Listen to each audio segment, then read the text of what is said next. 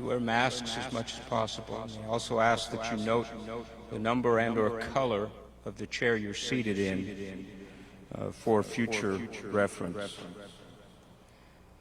I'd also like to note the presence directly in front of this podium and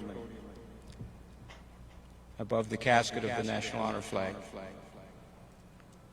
That tri-folded flag travels throughout the United States and participates in the services of fallen police officers, firefighters, military members, as they are laid to their final rest. I'd also like to express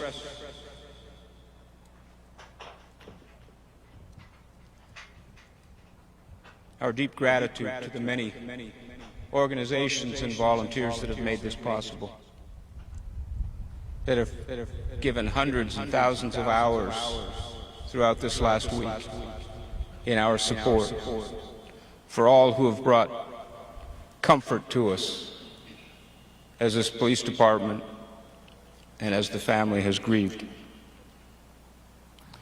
I'd like to highlight the presence of the Lyday family seated here in front today. I'd also like to recognize some distinguished guests joining us for this solemn ceremony. Present with us today is the Governor of the State of Utah, the Honorable Gary R. Herbert, and his lovely wife. Spencer J. Cox, Lieutenant Governor of the State of Utah, and his wife. Attorney General for the State of Utah, Sean Reyes. The Utah Commissioner of Public Safety, Jess Anderson. The United States Attorney for the District of Utah, the Honorable John Huber. Congressman John Curtis of Utah's 3rd Congressional District. Congressman Ben McAdams of Utah's 4th Congressional District. The Honorable Michael P. Caldwell, Mayor of the City of Ogden. Mark Johnson, Chief Administrative Officer for the City of Ogden. Utah State Senator Alan Christensen. Utah State Senator Ann Milner. Weber County Attorney Chris Allred, and Deputy Weber County Attorneys Brandon Miles and Dee Smith. Weber County Commissioner James Harvey. Ms. Jenny Ashworth Taylor, and I would draw your attention to the flag draped so beautifully to my rear from the top of the stadium. That is the flag that hangs in North Ogden and is carried by the organization Follow the Flag in honor of Major Brent Taylor, Utah Army National Guard, killed in action in Afghanistan. Mayor Sharon Bolos, West Haven City. Mayor Robert Dandoy, Roy City. Mayor Leonard Call, North Ogden City. Mayor Russell Porter, South Ogden City. Mayor Michelle Tate, Harrisville City. Mayor of Marriott Slaterville and iconic Ogden figure, Scott Van Leeuwen. Members of the Ogden City Council, Chair Angela Choberka, Vice Chair Ben Nodalski, Bart Blair, Doug Stevens, Marcia White, Rich Heyer, and Luis Lopez. Dr. Brad Mortensen, President of Weber State University. Dr. Richard Nye, Superintendent of the Ogden City School District. Gary Williams, the Ogden City Attorney. Jay Lauder, Ogden City Director of Public Works. Staff members of the office of Senator Mitt Romney. Sarah Tolliver, President and CEO of Visit Ogden. Kimberly Bauscher, Executive Director of Downtown Ogden Alliance. Cindy Wheeloff, Executive Assistant to the Mayor of Ogden. Ms. Alicia Skinner and Ms. Cheryl Mack of the Weber Dispatch Center, and who played a significant role in the event resulting in this funeral service. Numerous local, state, local, and federal law enforcement executives and staff members, numerous fire and emergency medical executives and staff members. If I have missed anyone, you have my sincerest apology.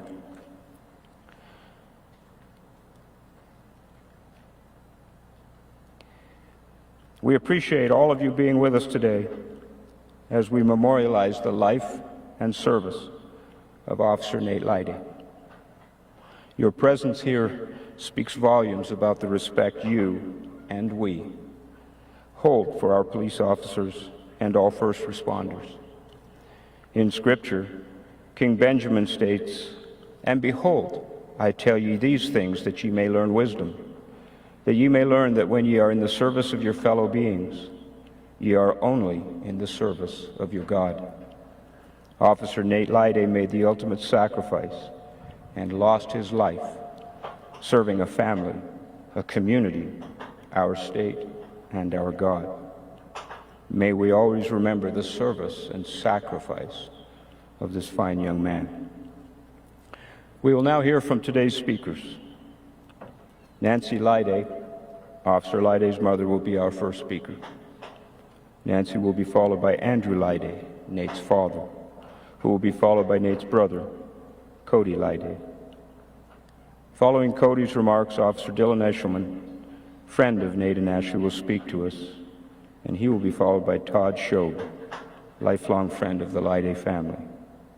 Our final speaker will be Governor Herbert. Nancy.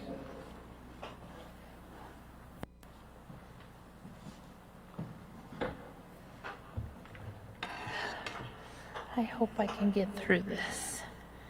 I had to have notes, so my apologies, but I didn't want to leave anything out. Nathan James Lyday. Words just don't seem sufficient to describe Nathan. Some come to mind are caring, loving, amazing, strong. Along with that comes valor, honor, and integrity. Nathan stood for what was right. In 5th grade, Nathan wrote a poem, and if I were in charge of the world, and the first line was he'd get rid of broccoli, and then he said he would get rid of bullies. He hated bullies. He would increase recess quite a bit, and even if he didn't take his vitamins, he could still be in charge of the world. Nathan couldn't stand contention. He would be able to come into any situation and pretty much calm him down. He's gentle nature. My gentle giant was and always is the ultimate defender in life, in sports, in anything he did. He led the way. He got the opportunity to meet Carlos Boozer. He was so proud of that. He took it as a challenge when Carlos was dribbling the basketball, and he said, "Say, Nate, why don't you see if you can steal it from me?" So he's dribbling, and Nathan, he eyeballed that ball. He stole it from Boozer, dribbled around behind him, and made a layup.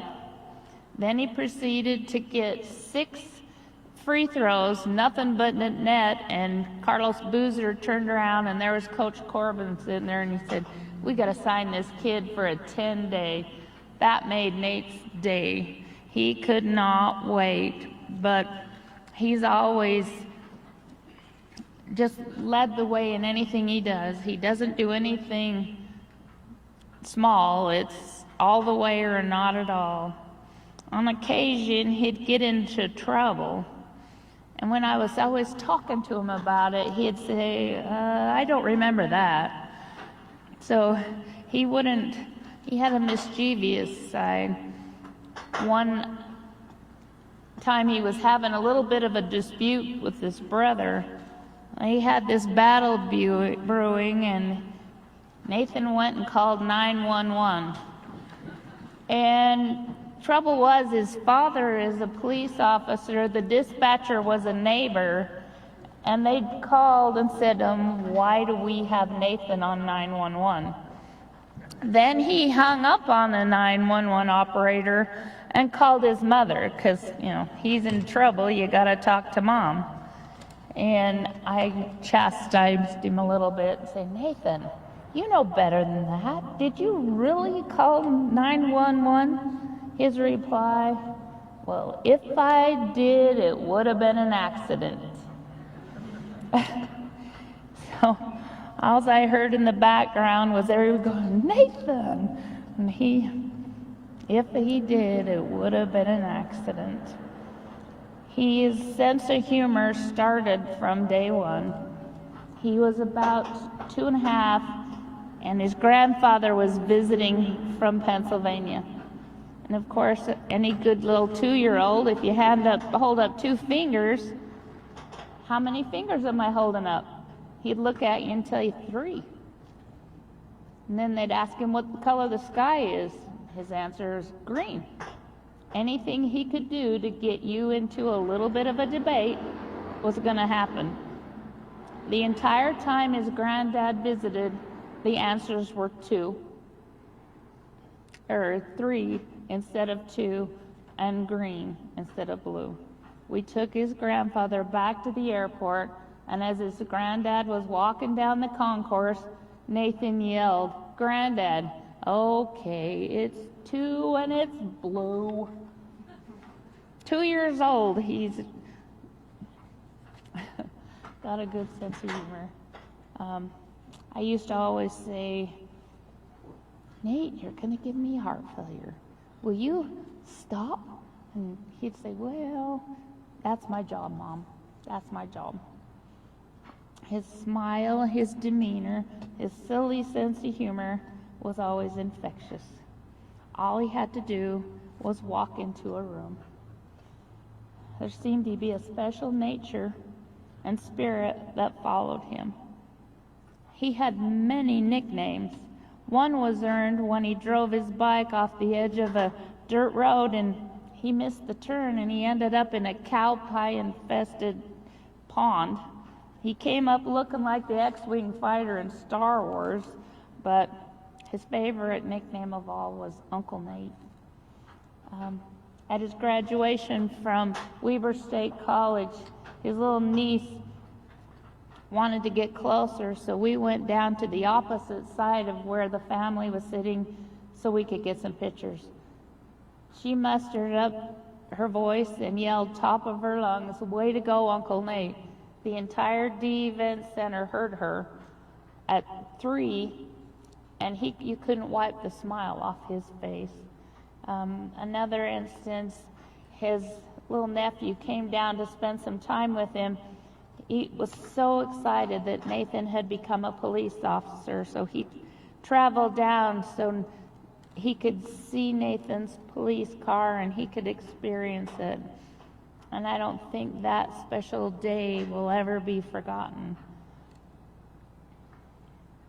No greater love hath no man than this, that a man lay down his life for his friend. And I would say his community, his family. I would ask everyone to consider, in a world full of hate, be the light. Nathan is honored by all of this outpouring of love and support. I hope can each spread love and light, tolerance and kindness. Together we can drive out evil, all forms. Honor Nate, honor all of us, officers, firemen, your fellow man. In a world full of hate, be the light like Nathan did. I love you, son.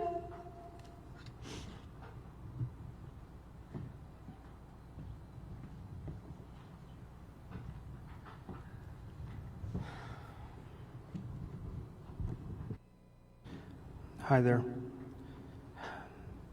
My name's Andrew Lyday, and I'm the proud father of Officer Dave Lyday.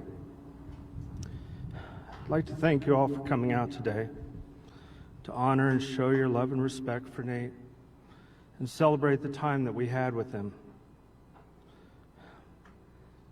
As she spoke, Nate loved his family. I still have thought of so many stories over the past week and a half, and so many came to mind. I wanted to at least share one or two with you. One time we were going to the airport and got the car parked, got checked in at the gate. This was pre-9/11, so you could walk out to the gate and everybody just go out there. We went through the ticket counter, went up the stairs, down the concourse, and started going through security. The security agent, TSA agent, looked at his suitcase when he rolled it through. He had his little roll-around suitcase, and he was probably 6 or 7 maybe years old, maybe.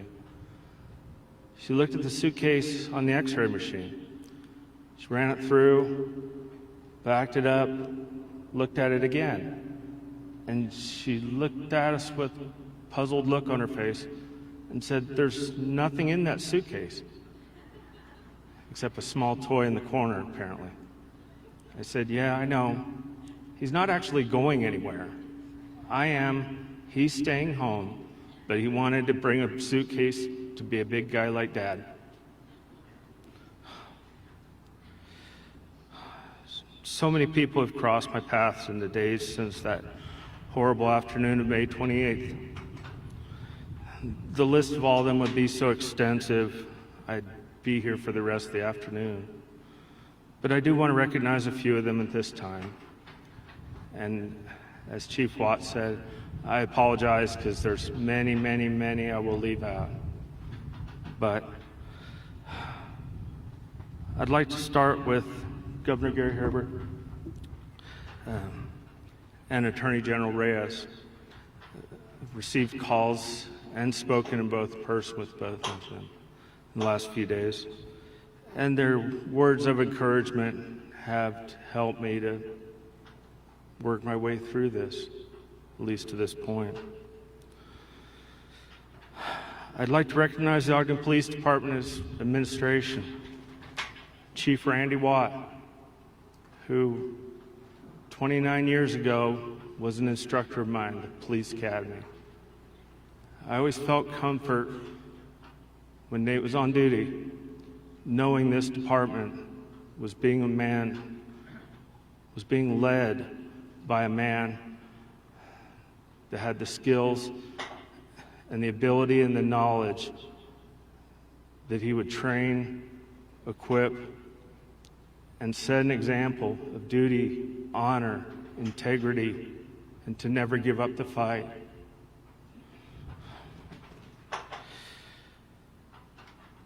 Others, including Captain Tim Scott, who I've known for many years, from Ogden a little bit, and when he was at Clearfield Police before. Captain Jake Suby, Lieutenant Mike Boone, who I knew from Clearfield Police.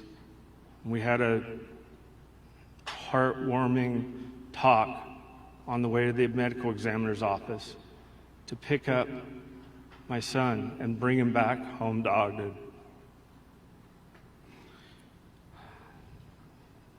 Mike told me that they realized 8 years ago with the passing of Jared Frankham that if there was 90,000 people in the city of Ogden, 100 of them may not like us, but the other 89,900 do, and they will support us, and you will see it over the next few days. Also, a very special, heartfelt thanks to Chief Deputy Eric Young.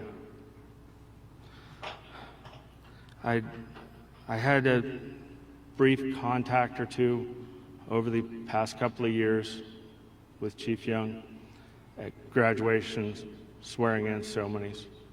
Probably had bumped into him at a training event or two in the past. But he was basically the first department contact I had at the emergency room. I remember his face standing in the corner and could see the anguish on his face and the tone in his voice. And I could tell immediately how much he cared for Nate as an individual and not just an officer. I've been amazed, Eric, by your compassion, your professionalism, and your desire to support our family and ensure that Nate gets the full honors that he deserves for the sacrifice he made. You are a comfort to us and a friend, and that will not be forgotten. I'd also like to thank the Ogden Police Department as a whole for your words and demonstrations of your love for Nate. I knew it for myself, but it still fills me with pride to hear of how he grew into the amazing young man and officer that he was. There again, I'm leaving out many, but Jenna, Ashton, and many, many others, you've been there every minute. We've needed you. And we know you will be in the future if we need you then too. I'd like to thank the Ogden Fire Department, Parks and Public Works Department, the people behind the scenes that helped make all this possible. They weren't shown on parades, they weren't processions, they won't be shown on TV, but their work is greatly appreciated. The officers from Adult Probation and Parole, and all the other public safety agencies that have honored my son and his profession. If you were to look back at Nate's life and use Facebook as a timeline, you would probably come to a conclusion that he loves many things, but I think 3 of them really stood out. First is his family. Nate loved his family. He loved to be with them, support them, camp with them, and celebrate with them. The focal point of that, however, is his wife, Ashley. Ashley, you truly are the love of his life and will always be a part of ours and a connection to him. And we love you dearly. The second thing that came to mind was soccer. Anybody that knew Nate very long loved his joy of soccer. Whether it was watching it, playing it, or even diving after a t-shirt at the risk of knee surgery when it was a true passion for him. Now there's even a jersey to show he truly is the #1 RSL fan. Third would be Ogden Police Department and the community he loved. If you look back, 2012 or 13 or so, he has a picture of a thin blue line flag posted on his Facebook. He stood so tall and proud the day he was sworn into the police department. He was eager to learn and improve so he could be the best officer possible. May 28th was exactly 1 year to the day from his swearing in. But the feedback and stories from citizens and coworkers alike assure me he was performing admirably. An officer can do many things on his own, but there are often times that he needs backup. May 28th was such a day for Nate. Squad 1 was very special to Nate. He admired Jason as a leader and mentor, and knew that Dylan and the others had his back. When the shooting started, his partner immediately started to return fire, and along with the 2 APMP agents on scene, moved through active shooting to try and stop the threat and rescue my son. That, my friends, demonstrates the difference between an officer and a hero, and I am proud to know them.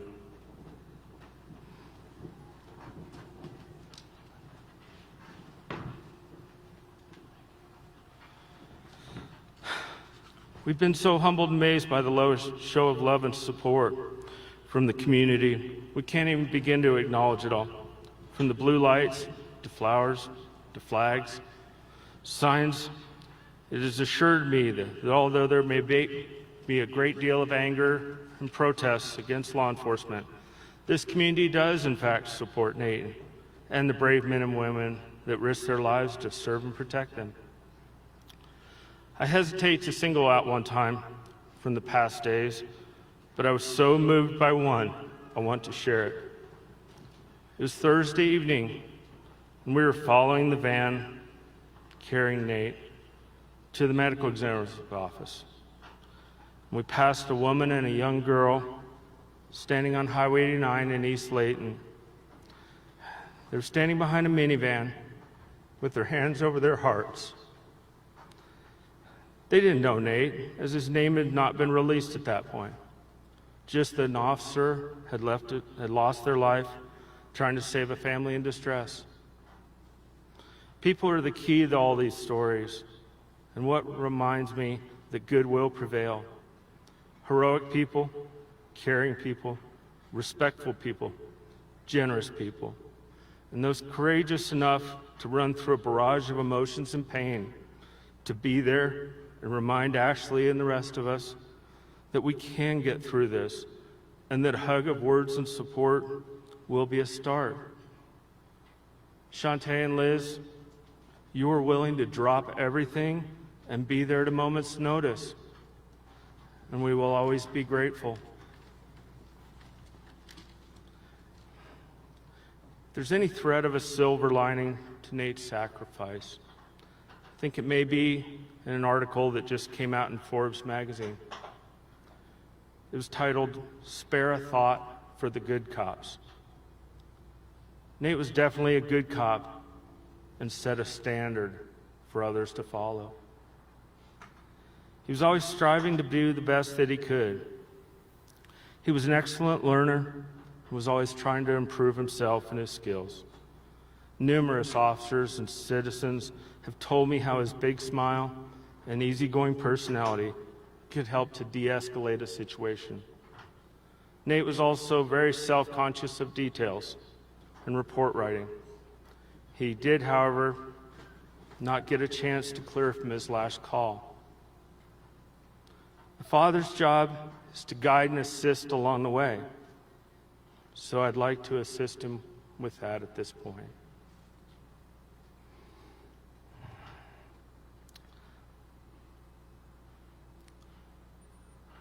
My last assigned call sign from Davis County Sheriff's Office. Weber, Delta 312, 1014, 1F2 will be 1024, 108. He'll now be 107 on a special detail, standing proud with Joseph, David, Dennis, Eric, Cody, Douglas, Corey, Derek, Aaron, and Jared, and their special companion, K9 Hondo, and all the other brave souls who have gone before them. Thank you.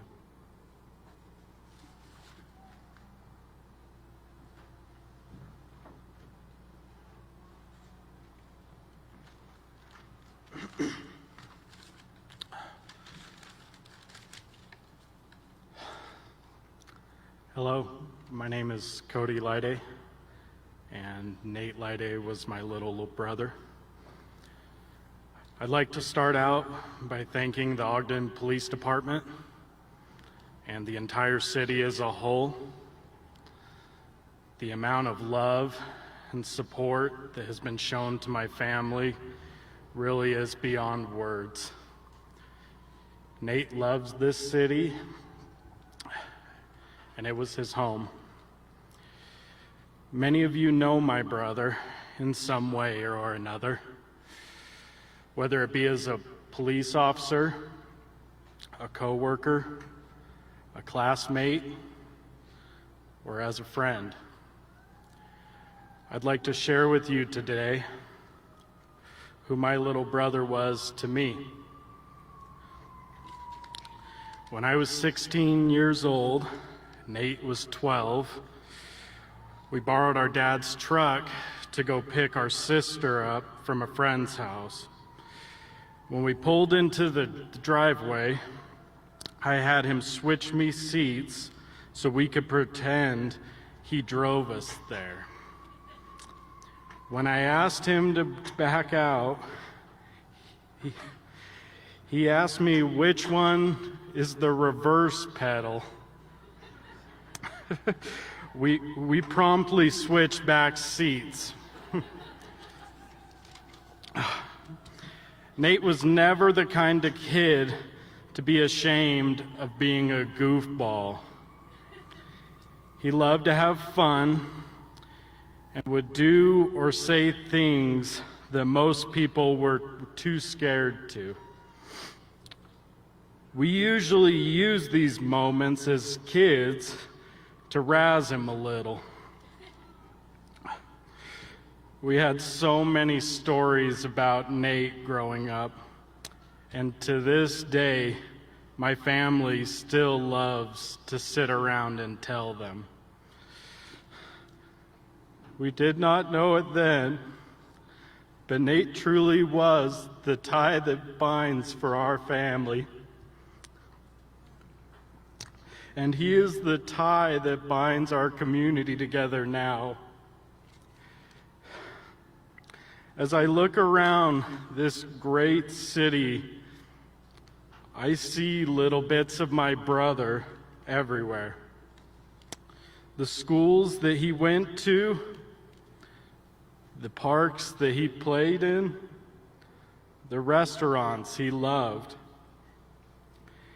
Anyone who met Nate quickly realized he had nothing but love for everyone and everything around him.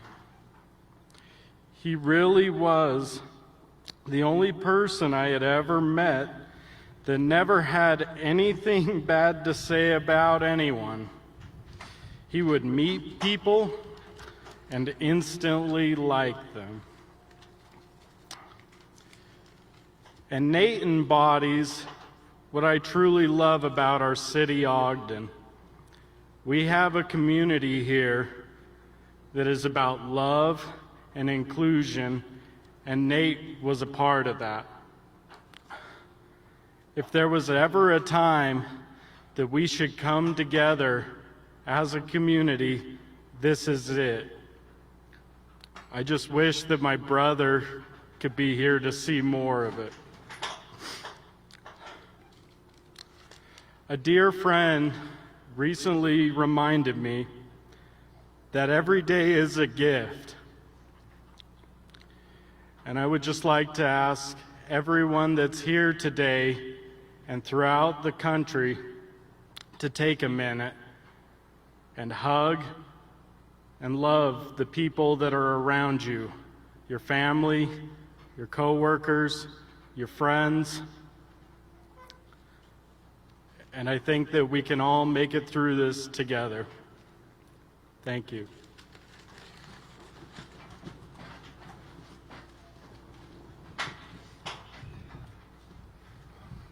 Hello, I'm Officer Dylan Ashelman.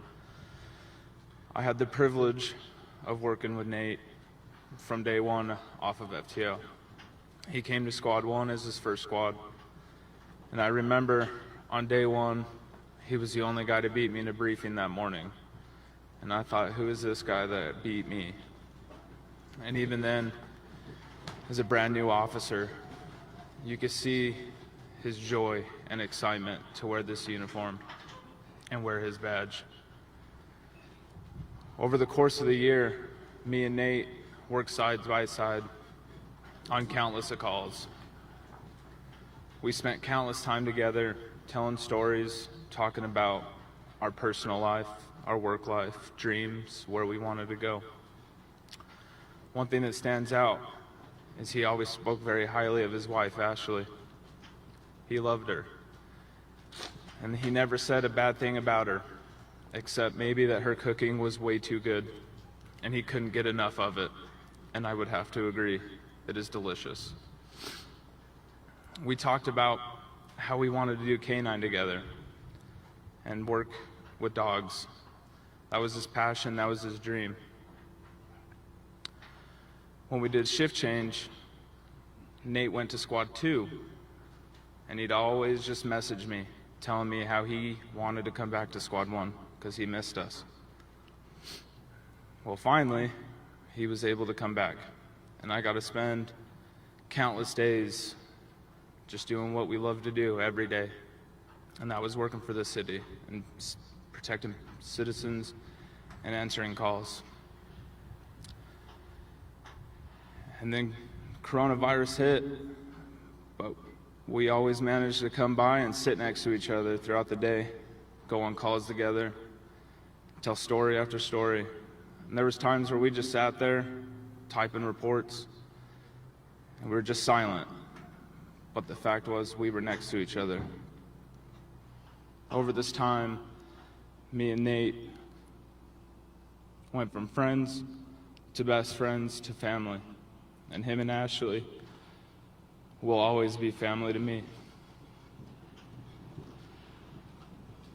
Even after work, we had a coworker that would ask us to go to the gym, and we'd always tell her we can't, because once we were home, we were home.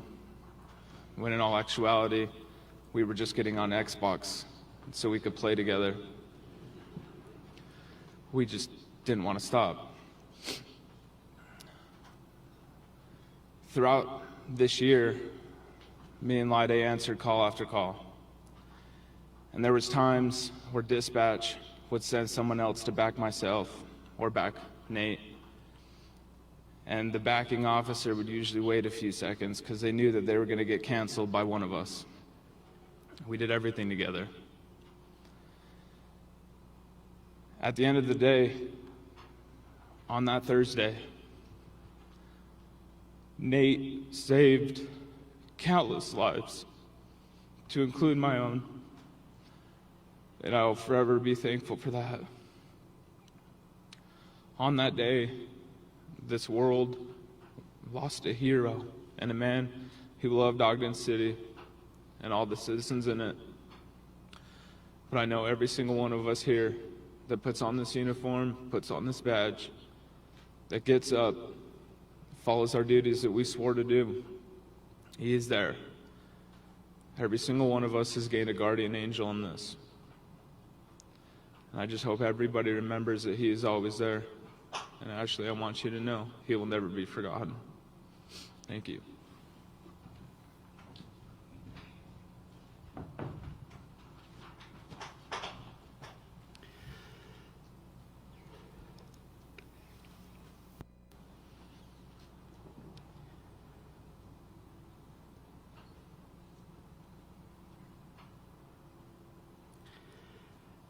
What a wonderful tribute this is today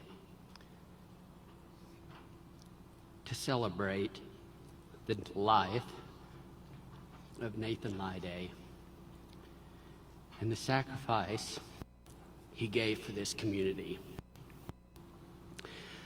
I know that Nathan would be incredibly grateful for the outpouring of gratitude and support for his family. Those of us that knew Nathan well would tell you that you would be hard-pressed to find someone that did not like him. And for that matter, with all the time that I spent with him as a youth, I can't recall a time that he ever said that he didn't like someone he ran into. He was moderately quiet as a kid, very smart, and as you've heard, a crazy soccer junkie. He seemed to always be in competition to break a bone or blow out a knee with my son Nick. He enjoyed launching his friends off the trampoline until one day he launched my son Logan, and Logan broke his arm. I don't think I ever remembered either one of them getting on a trampoline after that. Sometimes, as all boys do, he said things that would just make you laugh. So I noticed as coming in here today that there were some officers from some other states, so I want to preface this and just give you one piece of information here. We have gas stations in this state called Common Sense, and you'll get this in a minute.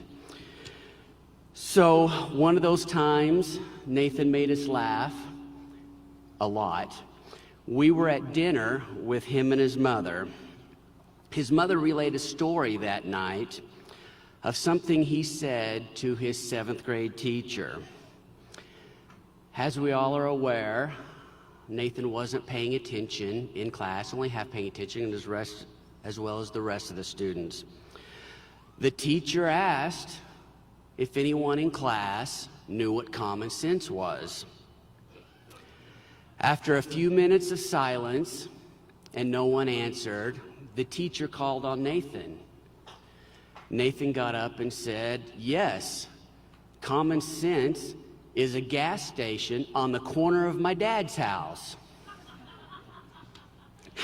Those are the kinds of things that Nathan always did, as his brother relayed. He was always saying funny things. So now let me tell you a tender story about Nathan. I received permission to tell this story and to give the name of the young lady that was involved.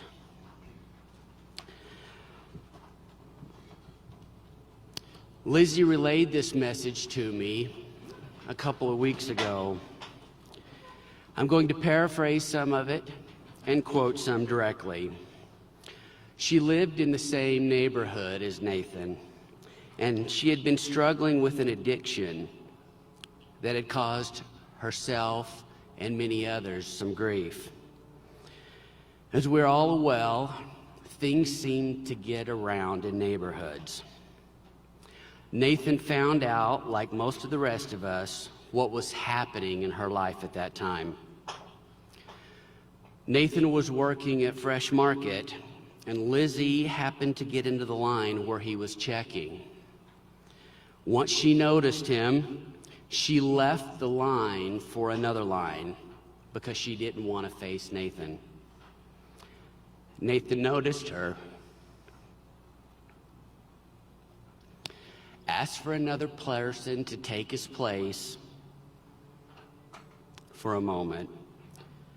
Nathan was at this time only 19. He walked over to Lizzie, gave her a hug, and said, and I quote, "You are one of my greatest examples, and I hope you know that you are truly amazing. No mistake can ever change that fact." Lizzie then said, "I will never forget it. At a time when he had every right to turn his head and walk away, he ran towards me. That's exactly what Christ would have done." So let's move forward to about a week ago. Lizzie gave me another message that she thought would be appropriate. Lizzie, her husband, and her daughter watched from an overpass as the procession brought Nathan back from Salt Lake City. A day or two after that, she relayed this to me, and I quote, and she's talking about her 5-year-old daughter here. "Tonight, while we were laying in her bed, she said, 'Mama, the cop died. He is now in heaven with God. And I'm glad we got to see all of his friends drive by. He has a lot of friends.' She then said, 'I never want to forget what came next.' she said a prayer. Please bless us to be good friends like the cops are. Mother Teresa once said, a sacrifice, to be real, must cost. It must hurt. It must empty ourselves. The fruit of silence is prayer. The fruit of prayer is faith. The fruit of faith is love. The fruit of love is service. And the fruit of service is peace. As Mother Teresa stated, Nathan loved Ogden and his job. He served the community of Ogden, and because of that service, he gave the ultimate sacrifice, and now is at peace. Nothing great was ever accomplished without making sacrifices. Let us remember Nathan's sacrifice and do all we can do to keep this community as he would have wanted. Great. Thank you.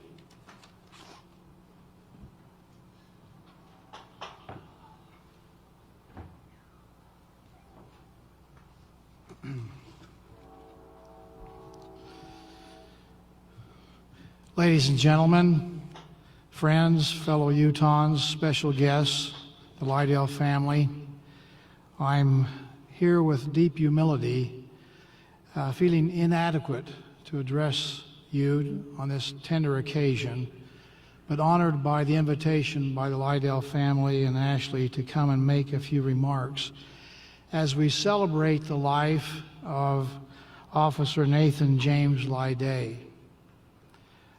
As I've heard the comments to this point, the word that comes to mind is one of love.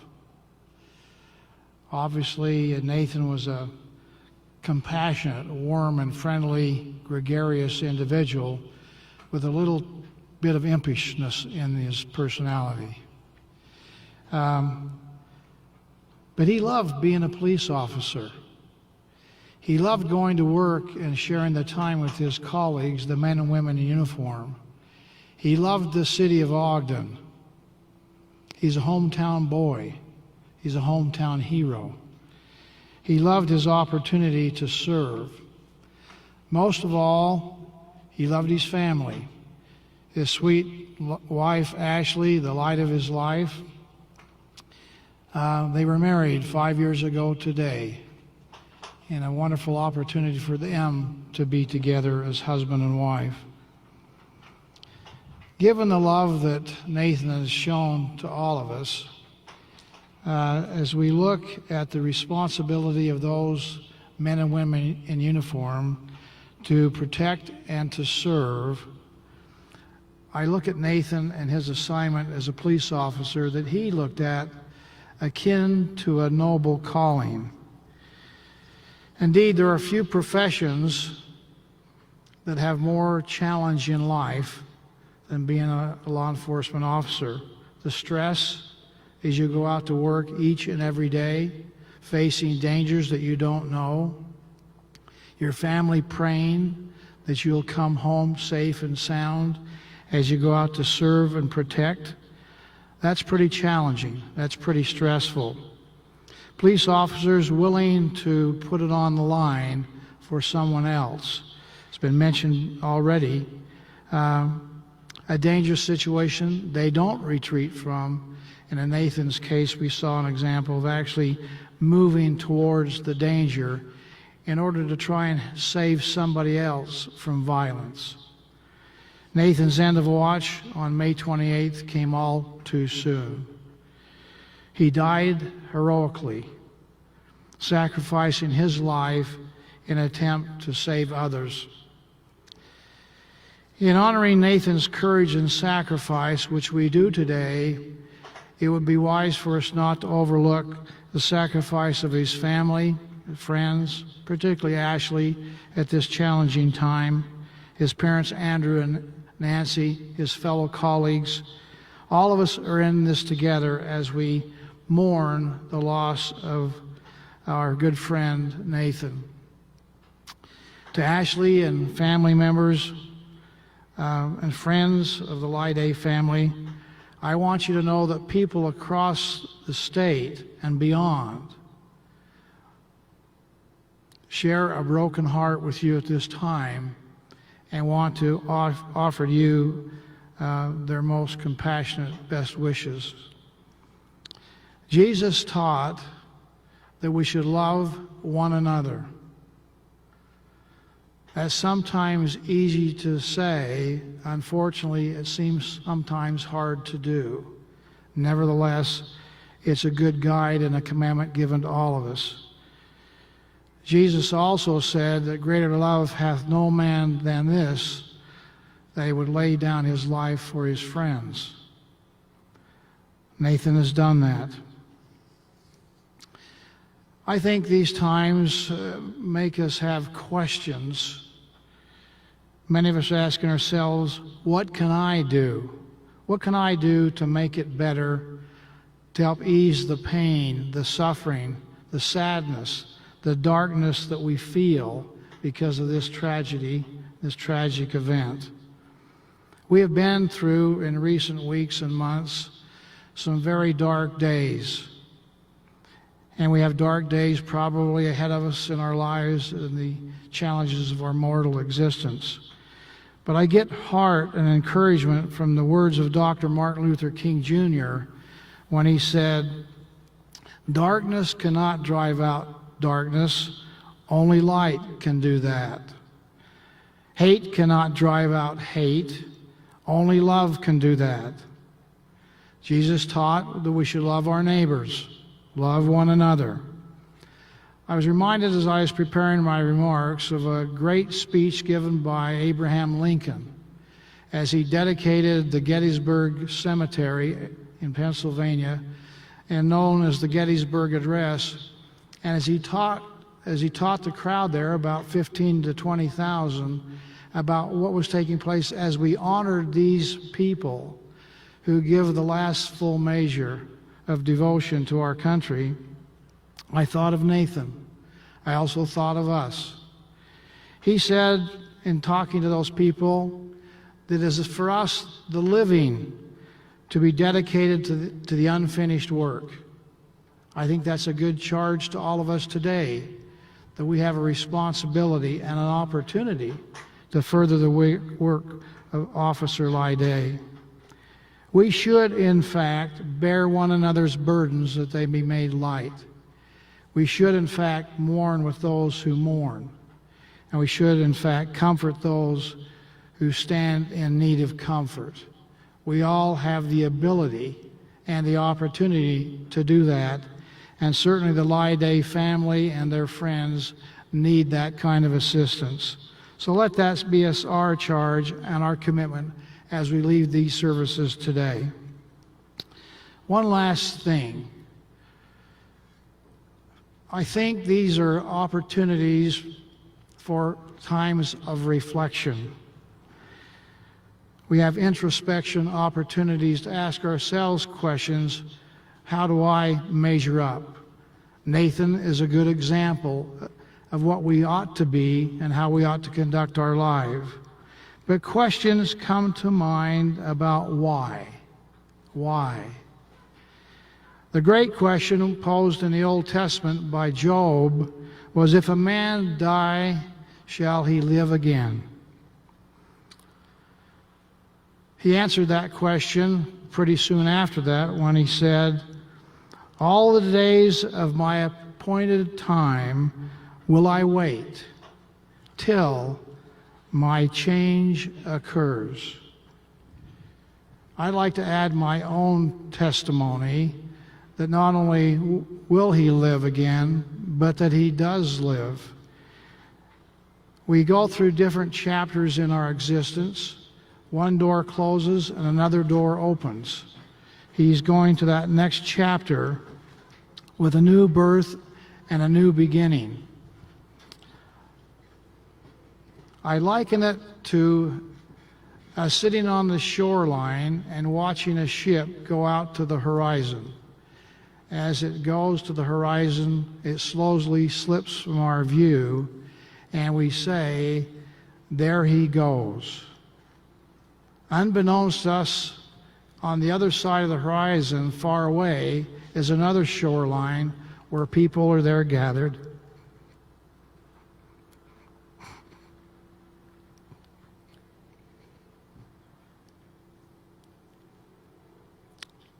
And they say, "Here he comes."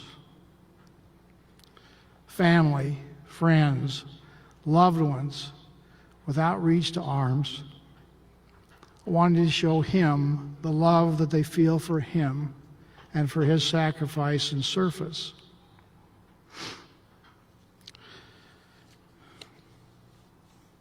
Let me just conclude by saying it's an honor to be here to pay tribute to one of Utah's finest, and to family and friends who have gathered here to show support. Ashley, you have a lot of friends, way beyond what we see here at Lindquist Field. Words cannot express our sadness and our hope for a better day.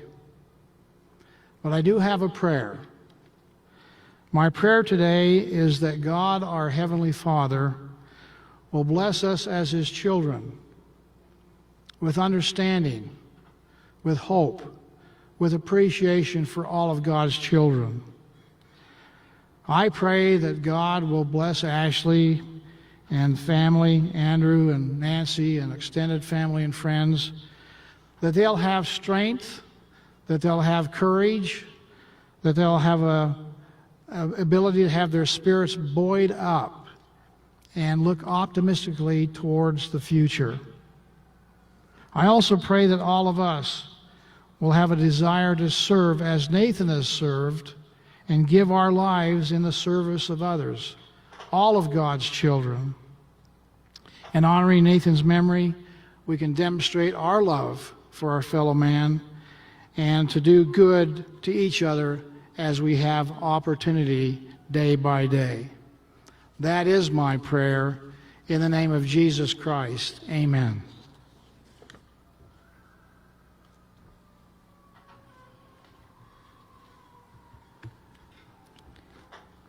Thank you, Governor, for your wise and wonderful words, and thank you to the members of the family for sharing with us and allowing us further glimpse into the life of Nate Lyday. The Ogden Police Department recognizes exceptional performance of officers and staff through the awarding of medals and ribbons. One of the medals is the Police Star Medal, the department's version of the military's Purple Heart, awarded for injury or loss of life in combat. The Police Star, ranking next to the Superior Service Medal in order of precedence, is awarded to a sworn officer of any rank for outstanding work involving great risk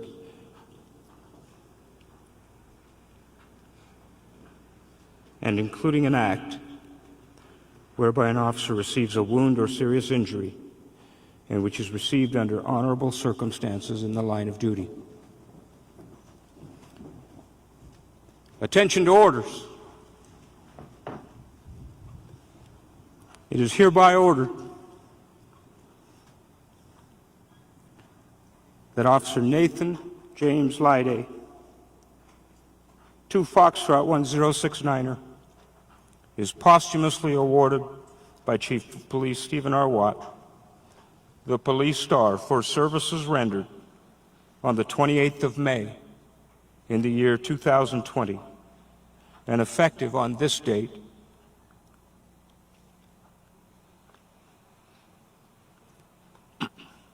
the 6th day of June in the year 2020. Please present the award.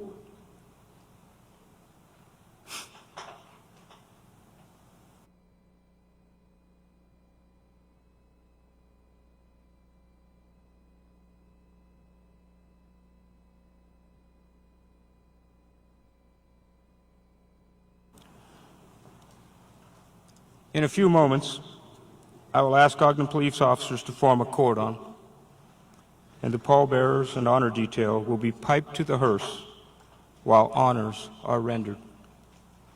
Upon the completion of honors and dismissal of the cordon, we ask that those of you not moving to the graveside service please remain seated and allow the family members and OPD officers and their parties to quickly make their way to the exits to form the procession.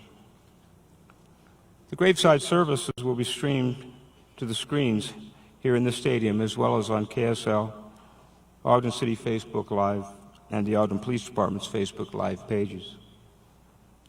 Once the parties on the stage have left this stage, this funeral service is concluded. Thank you and God bless.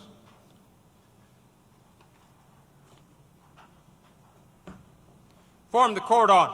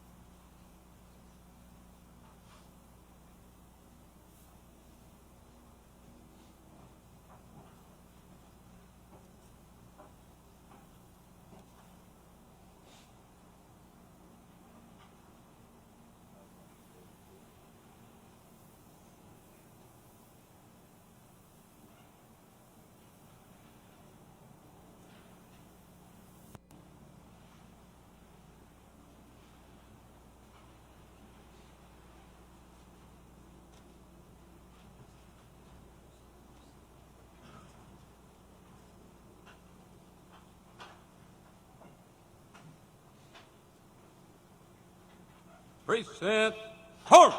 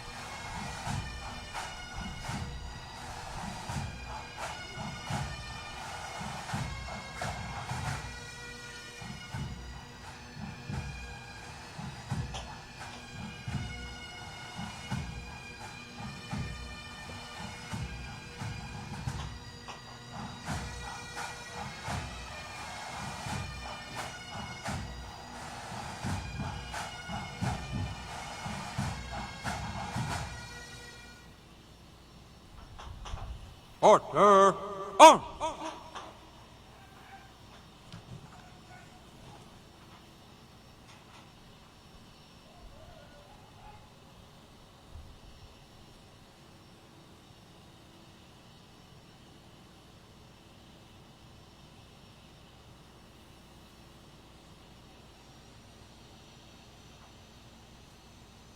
Cordon dismissed.